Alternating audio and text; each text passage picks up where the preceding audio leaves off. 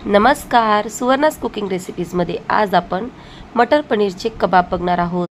पनीरमुळे protein, calcium, fibres, minerals भरपूर गोष्टी आपल्याला ह्या मिळत असतात आणि त्यात भरून देखील निघत असतात। तर नक्की हे कबाब ट्राय करा। तर इथे मी 1 कप म्हणजे अर्धा कप मी इथे उकडलेले मटार घेतलेले आहेत, हिरवे मटार, आणि त्याचबरोबर 3 हिरव्या मिरच्या घालून मी त्याची इथे पेस्ट बनवून घेत आहे।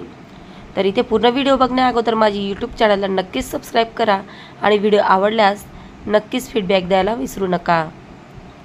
तर इथे मी ही जी पेस्ट आपण तयार केलेली होती ती एका मोठ्या प्लेटमध्ये काढून घेतलेली आहे। आता त्यामध्ये काय आपण मसाले ॲड करणार आहोत।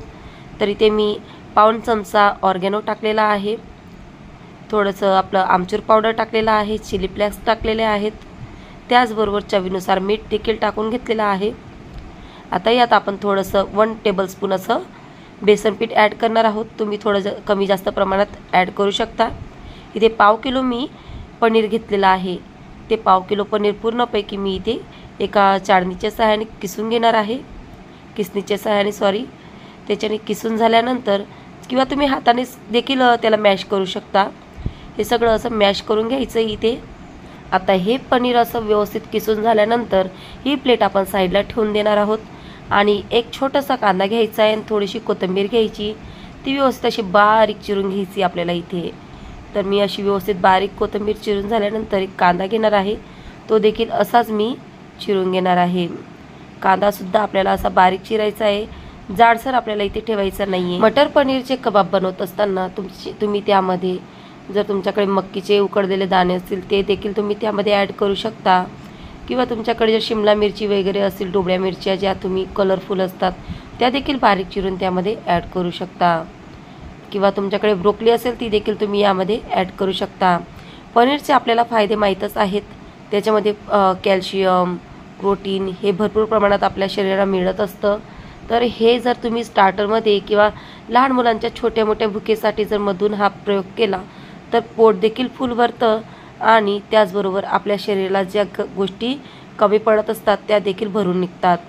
तर इथे मी जे काही आपलं जे साहित्य आपण सगळं मिक्स करून घेतलेलं होतं ते असं व्यवस्थित हाताने असं मिक्स करून घ्यायचे, एकजीव करून घ्यायचे आणि त्याचे छोटे छोटे गोळे करून असे टिक्कीसारखे आपल्याला इथे बनवून घ्यायचे आहेत। आता याला आपण एका प्लेटमध्ये ठेवून घेणार आहोत। असे सगळे आपण हे गोळे बनवून घ्यायचे आहेत। अगदी सोपी रेसिपी आहे, तुम्ही अधूनमधून कधीही तुम्ही तुमच्या हलक्या मोठ्या भुकेसाठी तुम्ही ही बनवू शकतात। जर खूपच भूक लागली आहे तर तुम्ही डायरेक्ट इनडायरेक्ट हे कबाब जर बनवले तर तुम्हाला जेवण करायची देखील गरज पडणार नाही। असे सुंदर आपले हे कबाब बनवून तयार होतात। तर नक्की ही कबाबची रेसिपी ट्राय करा, तुम्हाला कशी वाटली मला फीडबॅक द्यायला विसरू नका। तर आत्ता आपण हे सगळे कबाब इथे बनवून घेतलेले आहेत।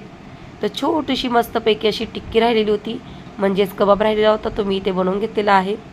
आता एकीकडे मी गॅसवरती एक पॅनसारखी कढई चढवून घेतलेली आहे, त्यामध्ये मी 1 टेबलस्पून असं तेल टाकून घेतलेलं आहे आणि सगळीकडे असं पसरवून घेतलेलं आहे। आता त्या कढईमध्ये आपण तेल गरम झाल्यानंतर हे जे आपले जे कबाब बनवलेले होते ते व्यवस्थित असे एक एक असे आपण ठेवून द्यायचे आहेत आणि 5-5, 7-7 मिनटं आपण ही कबाब असे मीडियम किंवा स्लो फ्लेमवरती, मीडियम फ्लेम न ठेवता स्लो फ्लेम करून आपल्याला हे सगळे कबाब असे फ्राय करून घ्यायचे आहेत। आपण डीप फ्राय न करता, तुम्ही डीप फ्राय देखील करू शकता, पण मी डीप फ्राय न करता असे शॅलो फ्राय करून घेत आहे मस्तपैकी।